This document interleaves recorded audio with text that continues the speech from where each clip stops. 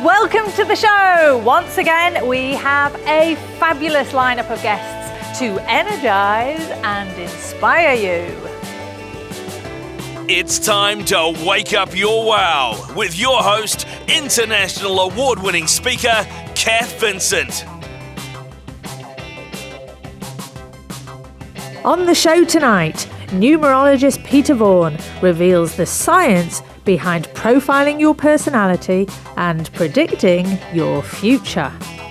Inspirational 82-year-old Olivia Sheehan shows how a fulfilling jam-packed life will keep your spirit young. And corporate trainer Sharkey talks about the importance of having courageous conversations. And in the Wilde Records music slot, we hear from up-and-coming singer-songwriter Natasha Michelle. All this and more to wake up your wow. Peter, I'm so excited that you're here. Thanks for inviting me. Now, as a numerologist, you were involved in that show Sensing Murder. That's right. Tell me a bit about it. Sensing Murder was a show designed around some clairvoyants that were selected to find people who died. That were lost, that nobody had any contact with. I didn't want to get involved with the front part of the show because in profiling, more behind the scenes, I was doing all the criminology and detecting who was likely to have been killed, when they died, that sort of stuff. And I brought that stuff forward for the producers and they did the rest with the people in the cast. Now you're actually able to spook people like me by telling them quite accurately stuff that's happened in their history and stuff that might happen in their future. Yes, if you're looking at what I do, there's a timeline from a person when they're born to when they pass over.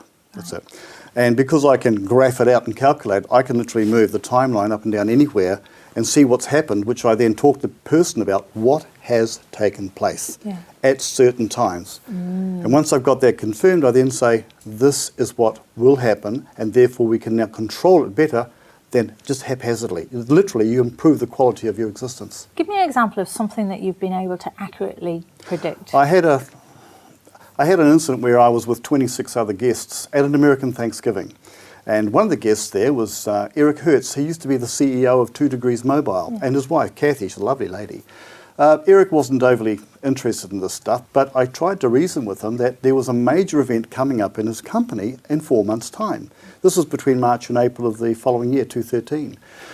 He wouldn't have it, didn't want to know about it. Yeah, so, some people are very sceptical about this stuff. Yeah. So I tried to email him a couple of times after the event because I had found out more about him and his wife. And it was a definite event. I thought they may be going to America, or 2 Degrees was doing something behind the scenes. No, on the 30th of April, he flew into the ocean with his wife and they died, and the company changed direction, just as I had said. But to that degree, I couldn't tell because he didn't want to know. So these are things you can see that could have been avoided because people they're not really meant to die early. You've got a lifespan. It's just we bounce off the walls of experience and sometimes too hard, and you're a goner. So is your future actually mapped out in a way that's readable in the numbers and you can't change it? You know, it's already pre-written? People believe that once upon a time, but no, you can see it. If you know something's ahead, you can literally make a decision, a conscious choice of whether to or not to. There are 4 numbers in particular which have highlights of some pretty indicative stuff. And when I see those, I just tread very carefully. Try if you can, because it seems awfully complicated and mathematical and exciting. But can you explain numerology for us in the simplest terms? The simplest terms. We have 2 languages, mathematics and language. We speak without preempting the words coming out. We have a conceptual idea, so they come out and they produce understanding. Very nice blue top with your orange shoes on today. Why, thank you. Yeah, but if I just said to you, well, you're wearing actually 4 and 2, and you go, where did that come from?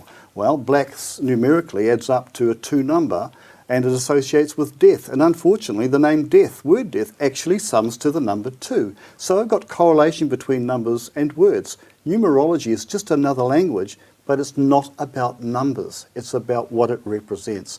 Just as the word dog and God in reversed have the same letters, but they're read differently, and the conception that we have about those areas are totally different things as well.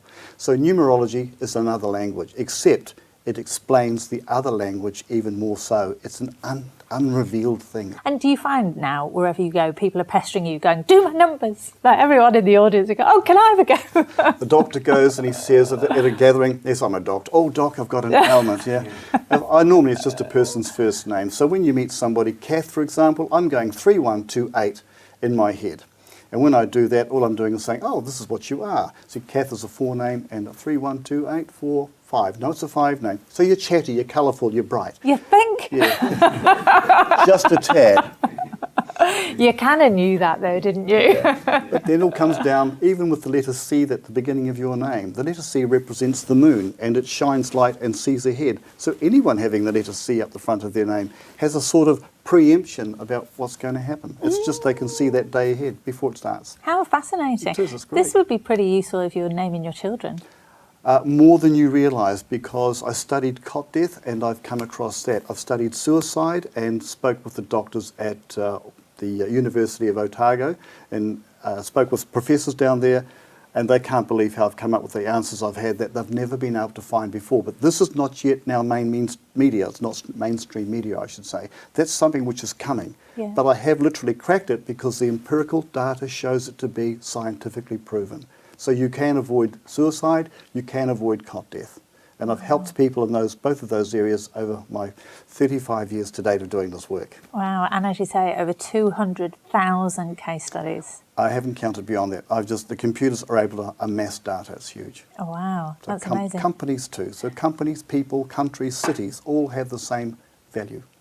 Can work it out. That's intense. Thank you so much for sharing that exciting and slightly mysterious information with us. Oh yeah, but it's cool stuff, isn't it? Absolutely. You're welcome. Thanks very much. Next up, 82-year-old Olivia Sheehan on doing whatever you like for as long as you like. Olivia, thank you so much for joining us today. Now you're a yoga teacher and a mental health nurse. How do you balance all of that? 3 days a week, I'm a community mental health nurse, and 2 mornings a week, I'm a yoga teacher. Wow. Yeah. And I mean, the other point is that you are 82 years old. Do people say to you, I mean, that's completely inspirational that at 82, you're doing what would be quite a stressful job, I imagine, and you're a yoga teacher. How do you... And I'm a skier. And I'm a beekeeper. Fantastic. And you travel a lot as well. I do. Yeah. Yeah. Where have you been most recently? Most recently, India. I've been to Antarctica and the Arctic Circle and Greenland and a few other places. Wow. Like about 12. Wow. Yeah.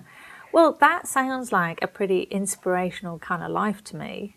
What's the ingredient? How do you keep going and keep being excited about all the things that you're doing?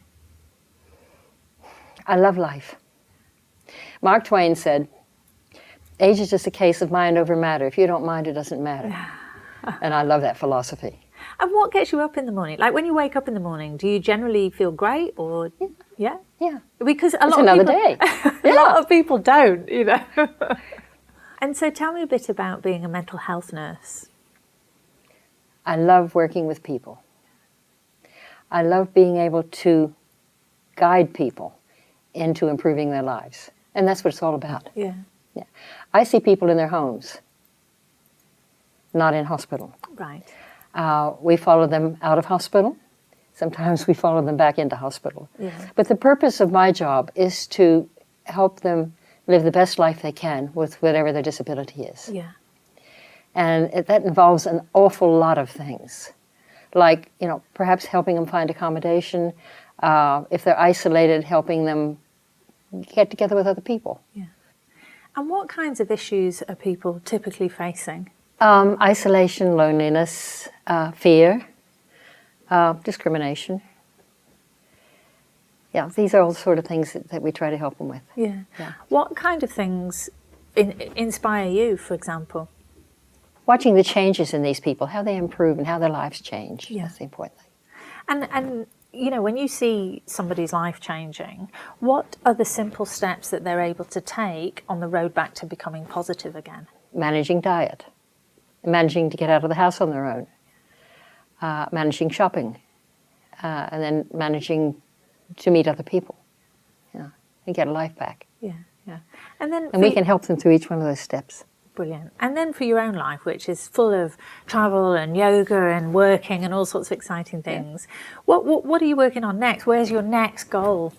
Well, I'm going to Sri Lanka at the end of June. Wow. And then I'm going skiing for 2 weeks in Wanaka when I get back. I hope I am skiing when I'm 82. I really I ski free.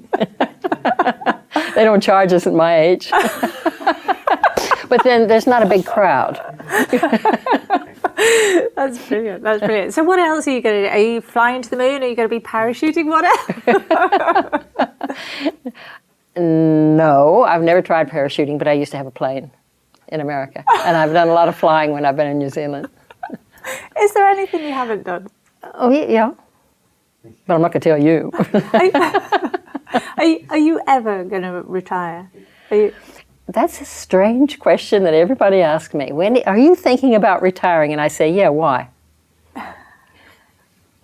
Someday I will. Someday you will. Yeah. I don't really believe you, I have to say. And listen, what is the secret to looking and being fabulous at 82? Everyone is dying to know. Tell us. What's your Can recipe? I just say yoga? So I'm taking And a up healthy yoga. lifestyle and living on top of a mountain and having to climb up all the time to get there and living by the sea and just people. Just being with people and being in nature. Yeah. Yeah. And if you were going to give people your top three advice, you know, someone's sitting at home, maybe they're feeling, you know, a bit jaded in their life. What would your top 3 tips for those people be? Get out and meet people, number one. Number one. Number one. Eat a healthy diet. Number 2, Yeah. good one. And exercise. Yeah. Number 3. Yeah. Pretty simple. So exercise, of course, would include skiing. Yeah. Well, that, you know, the simplest exercise is free. It's walking. So have you got a bucket list? No, because I've done most of the things I want to do in my life. You need to get a new bucket. Listen, thank you so much for inspiring us and for giving us a good old chuckle as well. Olivia, thank you. Well, thank you. I really enjoyed it. Thank you so much. Thank you. Next up, corporate trainer Sharkey on being brave enough to speak your mind. Glen, welcome. Thanks for joining us. So good to be here. Now, you have been for nearly 3 decades, is it? Yeah. Corporate trainer and also training right through to bigwigs and disadvantaged youth. Sure, yeah. Now, tell me, what do you mean by a courageous conversation? I think that, you know, I don't require courage to come to you and say, Cath, I need to give you a pay rise. You know, that doesn't require courage. Courage is required when there's a doubt that the other party will take some kind of ownership or responsibility for the issue you're raising. Yes. Yeah. And this spans all sorts of topics, doesn't it? Sure. I mean, what other kind of topics would you classify as a courageous conversation? Look, I had one with my football team where I felt like that because of some new members, the tone was really going downhill, and it wasn't the team that I joined. So eventually I said before the game started, look, I'm not the captain, I'm not the coach, I'm not the longest serving player. And I said, guys, I'm not happy with the way the tone and the culture of the team is going. Spoke to them and things changed. And it took courage to kind of stand up to a bunch of guys who are mostly older than me and tell them, you know, things need to change. So what kind of tips can you give people to actually front up and have the conversation that they want to have? Sure. Well, be aware, is it the kind of conversation that actually needs to happen? There, you know, we go through life, we go through niggles, and some issues just require maturity to just absorb and move on. Yeah. So those don't. It's the kind of conversations that it's not a one-off, and you believe it will escalate if you don't address. Yeah. So the first thing that you need to do is get your facts straight. There's nothing worse than getting in the middle of a conversation and finding out that you got it badly wrong. Yes. You're going to lose face. You've got to withdraw with your tail between your legs. Get your facts straight and prepare to be prepared. So possibly talk to someone else, a third party, an independent, neutral, someone that you respect. What's their perspective on the situation? And I've role played with people before going into you know, some people are really fearful, and for good reason. So preparation may actually require, hey, let's actually just role play how this might go before I go and have the conversation. So give me an example of a conversation and how that might play out. Sure. Well, I had one where a guy was on my training, and he was really fearful about pulling up one of his team members. He was in a leadership role over this guy, and this guy was averse to change. We're talking the same lunch every day for 10 years. Even if there's a staff barbecue on, I bring the same lunch, and I may or may not partake of the barbecue. Yeah. And there were a number of changes coming up, and this leader was petrified, losing sleep over having to deal with this person. And so we spent quite a bit of time prepping him. The guy, the team member, walked out of the conversation. Oh. But the team leader felt like, at least I've had it. An hour and a half later, the team member comes back in and said, "Thank you so much for doing that. I'm actually sick of being angry myself, and I'm sick of taking my anger home." Wow. Big win, huge win. And actually that's a really big point that you touched on. A lot of these conversations, there's so much emotion in them. Sure. Whether they're had or not, there's emotion there. Absolutely. I mean, people lose sleep over these conversations, people quit jobs over these conversations. And so I think that's important when you're approaching conversation, being prepared. Yeah. Just doing what it takes to just bring your emotions down, because it's really easy for these kind of conversations to escalate.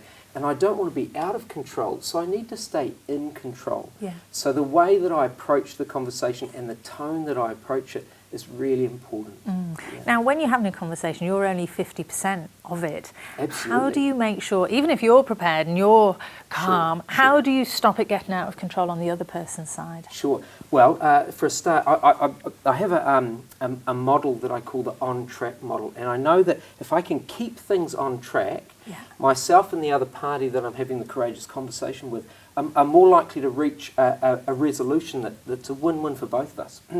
So there's a number of things that take the conversation off track, like if you're in denial of the issue that I'm raising, if you get defensive, if you try and deflect the blame. So what I want to do is keep you on track. And the main aim in that is that I want to help you to take ownership or responsibility. There's some kind of an issue that I need you to buy in to solving. And if I go with that in mind, that when I see you deflect and push the blame onto others, I can actually use the language of, hey, that's not helping to solve this issue. I want it solved for you and me, and it's important that you take responsibility, using some of the language of that on-track model. Right, okay.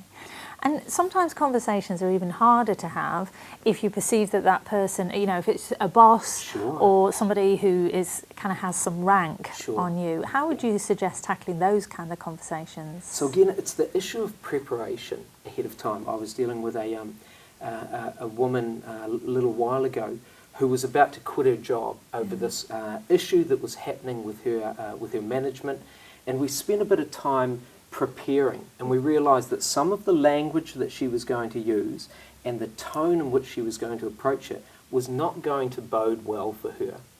And one of the other issues that really helps in helping this conversation move towards a positive conclusion is for me to work out, because I know what I want out of it, but what do you possibly want? If I can think about that from your perspective, what's in it for you to move towards a win-win, then I'm much more likely to get a positive outcome. And that made a huge difference when she approached her upline manager and told him what she was after, but also talked about it in terms of him getting a win out of the change also.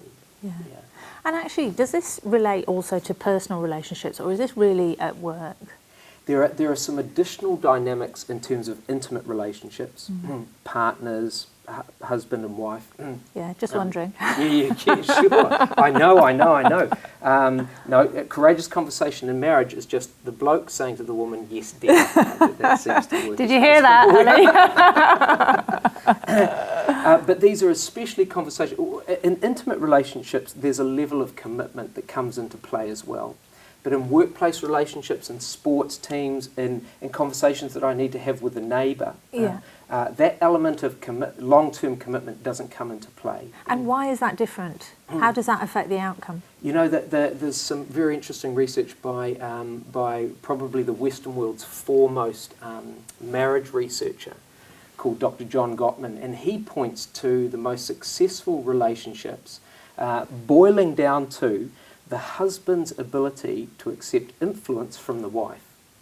Now that's a very different dynamic to the sort of courageous conversations that I'm talking about in non-intimate relationships. Yes, yes, okay. And you've distilled some of this into this range of little booklets. Tell me about those. Well, look, I'm constantly coming up against some key interpersonal issues that occur in the workplace. And I know in this busy world that we have that it's hard for me to read a 300-page book nowadays. So I just broke down some of the key interpersonal issues that people encounter and wrote them in a really readable parable form. And so the one on courageous conversations is summed up in this employer called Robin Hood and his not-so-merry men. Oh, I love that. So what would you say, suppose somebody's thinking, yeah, that's all very well, but I'm actually really nervous about having this conversation with my boss or my colleague or whatever, and it may end up with me leaving my job. What simple tips would you give them? Okay, so the military term is to be forewarned is to be forearmed. So if I sit down with a third party and say, this is the issue that I have, this is what I believe their perspective to be, how might you negotiate that through to a win-win? That comes back to that preparation issue again. And you need to be aware of, if it doesn't go well, what are the potential consequences that you can enact, that you have at your disposal, that if you're not able to give me what I need, then actually I'm going to have to take it further to plan B, to plan C. Having those consequences in mind before you go into the conversation can give you some kind of assurance that even if it doesn't end well, you can still move the thing through to some form of resolution. So what about when people say, well, if he doesn't change his behaviour, I feel like I'll have to quit my job? So that's the consequence. Ultimately, we need to be prepared to move to be happy. But look, I've worked with so many people who finally made the decision to talk about it, and if it didn't work out, to shift, and they're so much happier down the track having shifted. But the majority of them are so happy that that the courageous conversation has had a better outcome than the one that they feared. Right. Yeah, quite often we're worried about stuff that doesn't even happen. Absolutely. Okay, brilliant. Well, listen, that's given us a bit of courage, I think, to go have those conversations. I hope so. Thank you so much for joining us. Awesome. Thanks, Cath. Well done.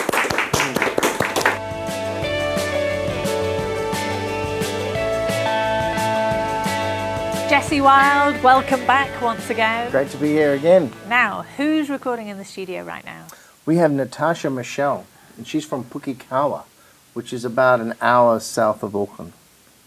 And a great singer-songwriter, 18 years old, just come off from supporting Jamie McDell. Oh, wow, how fantastic. Well, let's hear it from Natasha. Let's do it.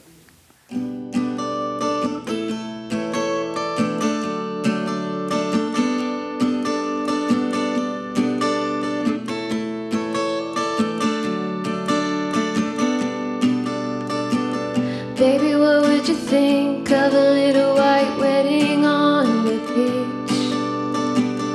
Liquor wash the night, fade as we drive into the light. 'Cause I love when the sky goes from orange to blue, and I can't get enough of these country views. And I just love me and you. And I love blue skies, long nights, and watching the sunrise. Soft lips, road trips, living life 'cause we're just kids. And I see you getting down on one knee singing, baby, will you marry me? 'Cause I just can't wait for our white wedding.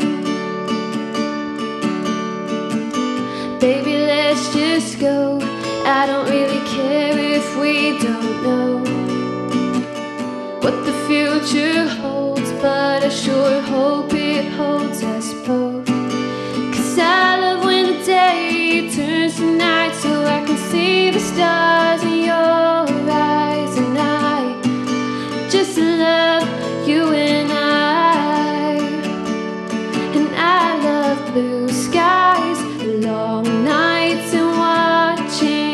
sunrise.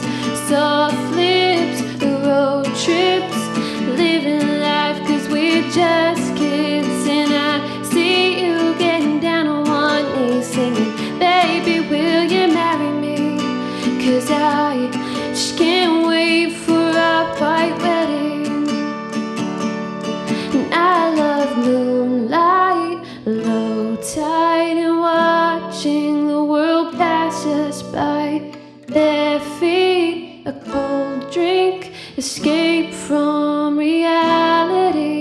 And I won't care if the rain comes down just as we go to say our vows. 'Cause I just can't wait for the blue skies, the long nights, and watching the sunrise.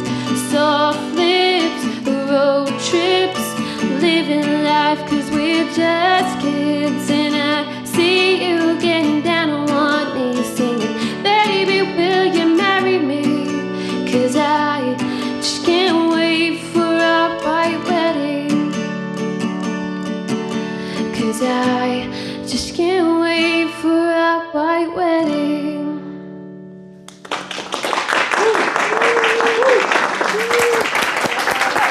Great. That was absolutely fantastic. Thank you. Thank you. Well, thank you.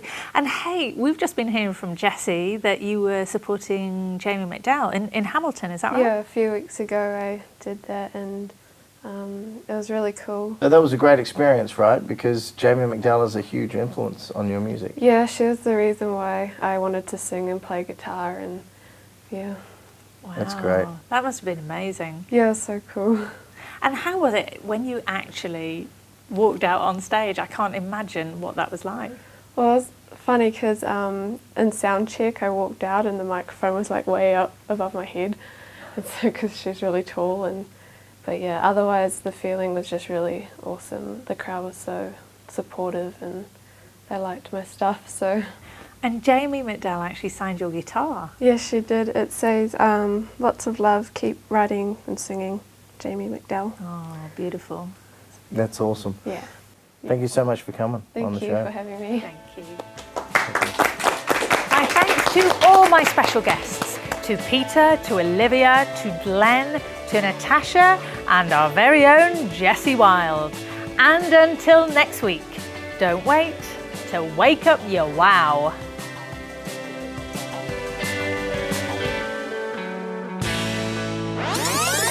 You are 82 years old. Do people... Yeah. She's going, no, I'm not. Who lies about that sort of thing?